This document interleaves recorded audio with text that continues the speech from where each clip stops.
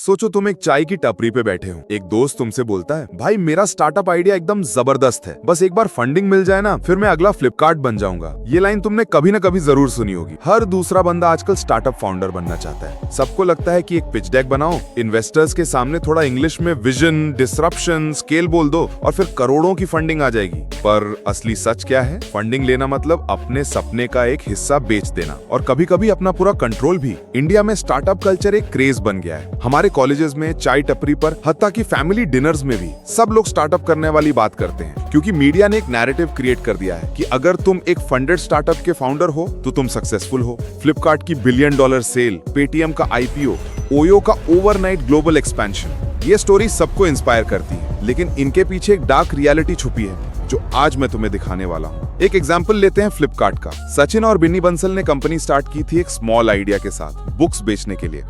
धीरे धीरे फंडिंग आई, इन्वेस्टर्स आए और फ्लिपकार्ट ग्रो करता गया। लेकिन एक पॉइंट के बाद फाउंडर्स अपने ही कंपनी में डिसीजन मेकर्स नहीं रहे। इन्वेस्टर्स ने प्रेशर डाला, ग्रोथ के लिए नुकसान उठाया और फाइनली एक दिन फ्लिपकार्ट को वॉलमार्ट ने एक्वायर कर लिया। अब सच बोलोगे तो फ्लिपकार्ट एक इंडियन स्टार्टअप था, लेकिन आज एक अमेरिकन कंपनी का हिस्सा है। यानी जो ड्रीम इंडियन यूथ के लिए सिंबल बना था, वो असल में एक एग्जिट स्टोरी बन गया। और सिर्फ फ्लिपकार्ट नहीं, बायजूस जो कभी इंडिया का सबसे बड़ा एडटेक यूनिकॉर्न था, इन्वेस्टर्स के प्रेशर में आज डेट में डूब गया है। पेटीएम का आईपीओ एक टाइम पे सबसे बड़ा था, लेकिन मार्केट ने उसको रिजेक्ट कर दिया क्योंकि बिजनेस मॉडल सस्टेनेबल नहीं था। यानी कि फंडिंग का क्रेज जितना अट्रैक्टिव लगता है ना, उतना ही डेंजरस भी है। मैं तुम्हें एक लाइन याद दिलाना चाहता हूँ, इन्वेस्टर के पैसे फ्री नहीं होते। हर एक फंडिंग राउंड के साथ तुम अपना एक हिस्सा, अपना कंट्रोल और कभी कभी अपना असली विजन बेच देते हो। ये सच है जो तुम्हें कोई शार्क टैंक, कोई स्टार्टअप कॉन्फ्रेंस ओपनली नहीं बताता। इस सीरीज में हम खोल के समझेंगे कैसे फंडिंग के नाम पे सपने बिकते हैं, कैसे फाउंडर्स अपना ही स्टार्टअप खो देते हैं और सबसे इंपॉर्टेंट, तुम्हें क्या स्ट्रेटेजी फॉलो करनी चाहिए अगर तुम अपना बिजनेस करना चाहते हो। स्टार्टअप दुनिया में एक लाइन बहुत चलती है, मनी इज फ्यूल, और फ्यूल के बिना गाड़ी दूर तक नहीं जा सकती। ये बात सही है, लेकिन प्रॉब्लम ये है कि इन्वेस्टर्स तुम्हें पेट्रोल देते हैं और उसके बदले तुम्हारी गाड़ी के स्टीयरिंग व्हील पर बैठ जाते हैं। तुम समझते हो कि तुम ड्राइवर हो, पर असल में रूट डिसाइड करता है इन्वेस्टर। एक रियल स्टोरी लेते हैं, ओयो रूम्स। रितेश अग्रवाल ने ओयो स्टार्ट किया था एक सिंपल से आइडिया के साथ, अफोर्डेबल और स्टैंडर्डाइज्ड होटल्स। आइडिया मस्त था और इन्वेस्टर्स ने मिलियंस ऑफ डॉलर्स पंप कर दिए। हर फंडिंग राउंड के साथ ओयो की वैल्यूएशन स्काईरॉकेट करती गई। मीडिया ने रितेश को इंडियाज यंगेस्ट बिलियनर बोल दिया, लेकिन उस वैल्यूएशन के पीछे क्या सैक्रिफाइस हुआ? प्रेशर आया ग्लोबल एक्सपेंशन का, थाउजेंड्स ऑफ प्रॉपर्टीज ऑनबोर्ड करने का और अनरियलिस्टिक ग्रोथ टारगेट्स अचीव करने का। रिजल्ट, होटल्स और कस्टमर्स दोनों ने कंप्लेंट्स शुरू कर दी और बिजनेस का ग्राउंड रियलिटी वीक हो गई, क्योंकि असली फाउंडर के डिसीजंस एक पॉइंट के बाद इन्वेस्टर्स के ग्रोथ ऑब्सेशन के नीचे दब गए। यही इन्वेस्टर साइकोलॉजी है। उनके लिए तुम्हारा स्टार्टअप एक बेट होता है। अगर तुम्हारा आइडिया फेल हो गया तो कोई प्रॉब्लम नहीं, वो अगले 10 में से एक और पे पैसा डाल देंगे। लेकिन अगर तुम्हारा आइडिया थोड़ा भी प्रॉमिसिंग है तो वो तुम्हें इतना पुश करेंगे कि तुम अपना असली विजन भूल जाओ और बस उनके टारगेट्स चेस करते रहो। तुम फाउंडर से एक कॉर्पोरेट पपेट बन जाते हो। एक और बड़ा एग्जाम्पल है पेटीएम। विजय शेखर शर्मा ने डिजिटल वॉलेट के टाइम पे एक मैसिव रेवोल्यूशन क्रिएट किया था इंडिया में, लेकिन जब फंडिंग राउंड्स बढ़े तो प्रेशर आया फाइनेंशियल सर्विसेज में अग्रेसिव एक्सपेंशन का। आईपीओ के टाइम पर इन्वेस्टर्स ने कंपनी को एक बबल बना दिया, वैल्यूएशन को हाइप किया, आईपीओ लॉन्च हुआ और मार्केट ने उस बबल को फाड़ दिया। आज पेटीएम शेयर होल्डर्स के लॉसेस सबको पता है। फाउंडर्स के लिए ये एक ड्रीम था, लेकिन इन्वेस्टर्स के लिए ये एक एग्जिट था। एग्जिट मतलब पैसा निकालना, चाहे कंपनी सरवाइव करे या ना करे। तुमने देखा होगा कि जब भी एक स्टार्टअप यूनिकॉर्न बनता है, मीडिया उसको इंडिया का प्राइड बोलता है, लेकिन असली क्वेश्चन ये है, उस स्टार्टअप का असली मालिक कौन है? अगर तुम कैप टेबल चेक करोगे तो पता चलेगा कि 60-70% इक्विटी तो ऑलरेडी फॉरेन इन्वेस्टर्स के पास है। मतलब एक इंडियन स्टार्टअप, एक इंडियन फाउंडर, एक इंडियन आइडिया, लेकिन पैसा और कंट्रोल फिर भी बाहर के लोगों के हाथ में। क्या ये सच में इंडियन स्टार्टअप सक्सेस है, या फिर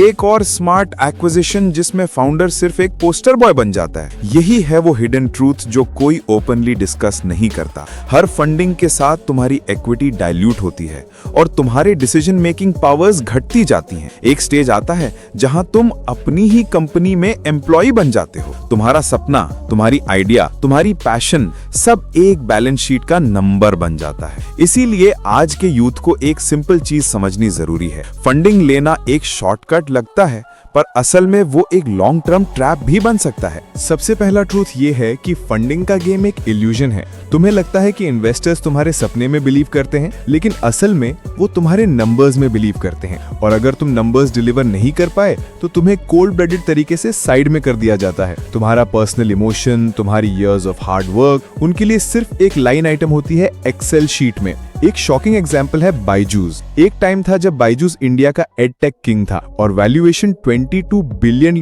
तक पहुंच गई थी।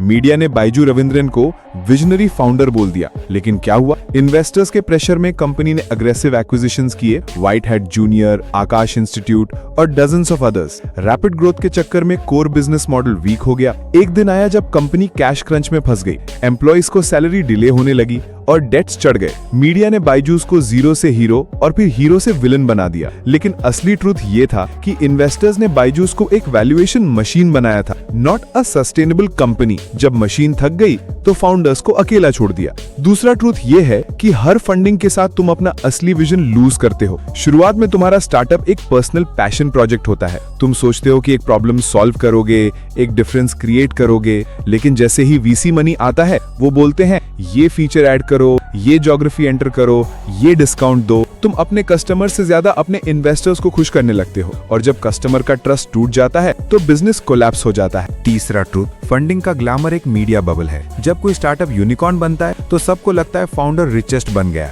लेकिन असल में फाउंडर के पास उतनी इक्विटी बची ही नहीं होती। एग्जांपल लो फ्लिपकार्ट का। एग्जिट के टाइम पर सचिन और बिन्नी बंसल के पास सिर्फ सिंगल डिजिट स्टेक बचा था। मतलब मीडिया ने उन्हें बिलियनियर दिखाया, पर असली बिलियनियर इन्वेस्टर्स बने जो 100x रिटर्न लेके निकले। फाउंडर सिर्फ एक सिंबल बन गया इंडियन यूथ के लिए। और एक डेंजरस ट्रूथ, स्टार्टअप इकोसिस्टम में बर्नआउट काफी ज्यादा है। तुम्हें लगता होगा कि स्टार्टअप फाउंडर्स एक फैंसी लाइफस्टाइल जीते हैं, टेस्ला चलाते हैं, इंटरनेशनल कॉन्फ्रेंसेस अटेंड करते हैं, लेकिन ग्राउंड रियलिटी ये है कि majority founders mental stress, sleepless nights और कांस्टेंट सर्वाइवल प्रेशर में जीते हैं। एक सर्वे के हिसाब से 70% फाउंडर्स डिप्रेशन और एंजाइटी फेस करते हैं, लेकिन कोई ओपनली एक्सेप्ट नहीं करता, क्योंकि सबको अपने स्टार्टअप का इमेज मेंटेन करना होता है। अब तुम्हें समझना चाहिए कि फंडिंग लेना मतलब अपना आजादी देना। इन्वेस्टर्स तुम्हारी कंपनी के मालिक नहीं, तुम्हारी जिंदगी के भी मालिक बन जाते हैं। वो डिसाइड करते हैं तुम्हारी सैलरी, तुम्हारा एग्जिट, और कभी कभी तो तुम्हें अपनी ही कंपनी से निकाल देते हैं। स्टीव जॉब्स को एप्पल से निकाला गया था, और आज भी इंडिया में ऐसे डजन्स फाउंडर्स हैं जो अपनी ही कंपनी से बोर्ड ने हटा दिए।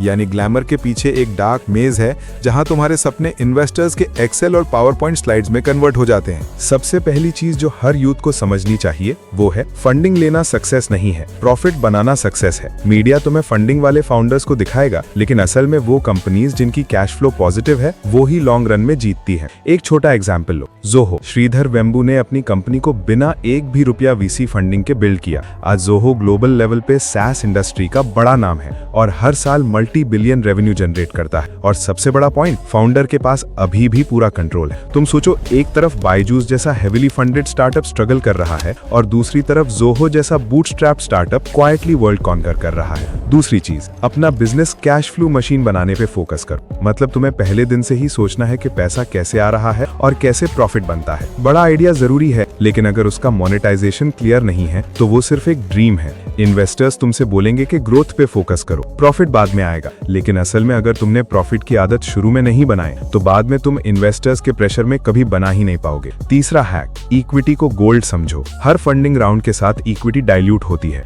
अगर तुम्हें वैसे भी बिजनेस चलाने का तरीका मिल रहा है, कस्टमर रेवेन्यू या स्मॉल बैंक लोन या पार्टनरशिप, तो अननेसेसरी इक्विटी मत दो। जब तुम एक बार अपना हिस्सा बेच दोगे फिर वो कभी वापस नहीं आएगा। बहुत फाउंडर्स को मैंने रिग्रेट करते देखा है कि उन्होंने अर्ली स्टेज में अपनी ज्यादा स्टेक छोड़ी है। तुम्हारी इक्विटी तुम्हारा क्राउन है, उसे किसी भी इन्वेस्टर के शाइनी चेक के लिए सैक्रिफाइस मत करो। एक और जरूरी स्ट्रैटेजी है, सही मेंटर चूज करो, सिर्फ पैसा देने वाले इन्वेस्टर नहीं। इंडिया में एक मिथ है कि फंडिंग के साथ इन्वेस्टर्स तुम्हें गाइडेंस भी देंगे, लेकिन असल में उनका गाइडेंस तुम्हारी कंपनी के लिए नहीं, उनके रिटर्न्स के लिए होता है। अगर तुम्हें सच में सीखना है तो अपने इंडस्ट्री के सीनियर एंटरप्रेन्योर्स, फेल्ड फाउंडर्स और एक्चुअल मार्केट एक्सपर्ट से मेंटरशिप लो। वो तुम्हें असली दुनिया के हैक्स सिखाएंगे जो पिच डेक और बोर्ड रूम के बाहर काम आते हैं। और सबसे बड़ा हैक, लीन स्टार्टअप माइंडसेट रखो। मतलब अपना प्रोडक्ट छोटा से स्टार्ट करो, रियल कस्टमर्स पे टेस्ट करो और धीरे धीरे स्केल करो।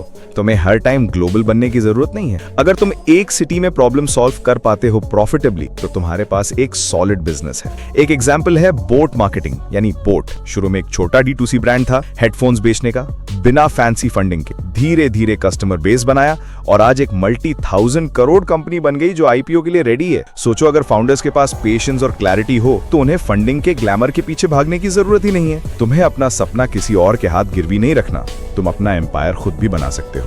अब तक तुमने सुना कि स्टार्टअप दुनिया का असली सच क्या है, ग्लैमर के पीछे कितना दर्द, कितनी मैनिपुलेशन और कितना कॉम्प्रोमाइज छुपा है। तुमने देखा कैसे फ्लिपकार्ट जैसे सपने वॉलमार्ट के स्प्रेडशीट बन गए, कैसे पेटीएम जैसा रेवोल्यूशन एक IPO डिजास्टर बन गया, और कैसे बायजूस जैसे पोस्टर बॉय फाउंडर्स इन्वेस्टर्स के प्रेशर में अपना एम्पायर खो बैठे। ये स्टोरीज सिर्फ कहानियां नहीं, ये लेसन्स हैं। तुम्हें एक बात समझनी होगी, अगर तुम अपना सपना किसी और के पैसों पर बिल्ड कर रहे हो तो तुम्हारा सपना असल में तुम्हारा है ही नहीं। वो सपना एक कॉन्ट्रैक्ट है, एक डील है जिसमें तुम्हारा पैशन सिर्फ एक टूल है और असली फायदा इन्वेस्टर्स का है। अगर तुम्हें अपना बिजनेस एम्पायर बनाना है तो तुम्हें दो चीजों का ध्यान रखना होगा, ओनरशिप और पेशेंस। देखो, दुनिया के सबसे बड़े बिजनेसमैन वॉरेन बफेट, धीरू भाई अंबानी, रतन टाटा, इन्होंने कभी फंडिंग के पीछे नहीं भागा। इन्होंने वैल्यू क्रिएट की, कस्टमर्स के लिए प्रोडक्ट्स बनाए और एक लॉन्ग टर्म विजन रखा। उनका गोल था बिजनेस बनाना, नॉट वैल्यूएशन बनाना। और यही डिफरेंस है एक स्टार्टअप फाउंडर और एक बिजनेसमैन में। स्टार्टअप फाउंडर मीडिया के लिए काम करता है, बिजनेसमैन मार्केट के लिए, और मार्केट कहता है प्रॉफिट दिखाओ, वैल्यू क्रिएट करो और फिर रिस्पेक्ट अपने आप मिलेगी। मैं तुम्हें चैलेंज देता हूं, अगर तुम सच में एंटरप्रेन्योर बनना चाहते हो तो एक छोटी सी प्रॉब्लम आइडेंटिफाई करो अपने आसपास, उसका एक सिंपल सोल्यूशन बनाओ। पहले 100 कस्टमर्स को वैल्यू दो, फिर 1000, फिर 10,000। अगर तुम उन कस्टमर्स को खुश कर पाए तो तुम्हें किसी इन्वेस्टर की जरूरत ही नहीं है।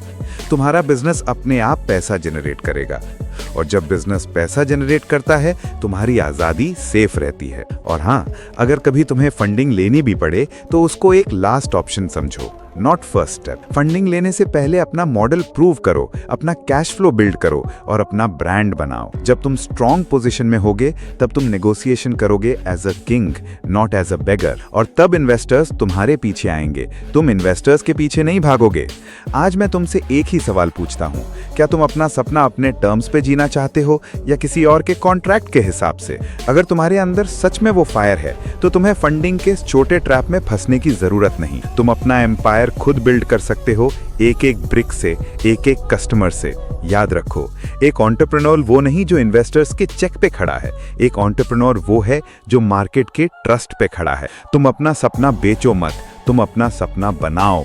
और अगर तुम्हें लगता है कि ये वीडियो ने तुम्हारी आंखें खोल दी हैं तो एक काम करो, इस वीडियो को शेयर करो अपने उन दोस्तों के साथ जो फंडिंग के इल्यूजन में जी रहे हैं। उन्हें भी सच पता चलना चाहिए, क्योंकि एक नए भारत को ग्लैमर की नहीं, असली वैल्यू क्रिएटिंग एंटरप्रेन्योर्स की जरूरत है। तुमसे मैं बस इतना कहना चाहता हूँ, सपना तुम्हारा है, कंट्रोल भी तुम्हारा ही रहना चाहिए।